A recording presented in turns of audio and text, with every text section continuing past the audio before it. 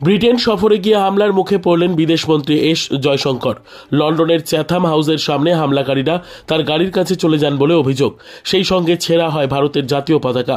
সংবাদ সংস্থা ANI জানাচ্ছে, বিদেশমন্ত্রীর ওপর ওই হামলার নেপথ্যে রয়েছেন খলিস্তানপন্থীরা। বুধবার রাতে চ্যাথাম হাউসে একটি আলোচনা সভায় যোগ দিতে গিয়েছিলেন জয়শঙ্কর।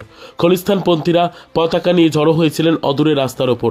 পুলিশের সামনেই ভারত বিরোধী স্লোগান দিচ্ছিলেন তারা। জয়শঙ্কর কর্মসূচি শেষে বেরোনোর সময় বিক্ষোভকারীরা জটলা থেকে এক ব্যক্তি হঠাৎই ছুটে তার গাড়ির সামনে পৌঁছে যান। এরপর কনভয়ের সামনেই ভারতের জাতীয় পতাকা ছিঁড়ে ফেলেন। এই সময় আরও কয়েকজন খলিস্তানপন্থী বিদেশমন্ত্রীর কনভয়ের কাছে এসে স্লোগান দিতে শুরু করেন। প্রাথমিকভাবে পুলিশ কিছুটা দ্বিধাগ্রস্ত হলেও কিছুক্ষণ পরে বিক্ষোভকারীদের সরিয়ে নিয়ে যায়।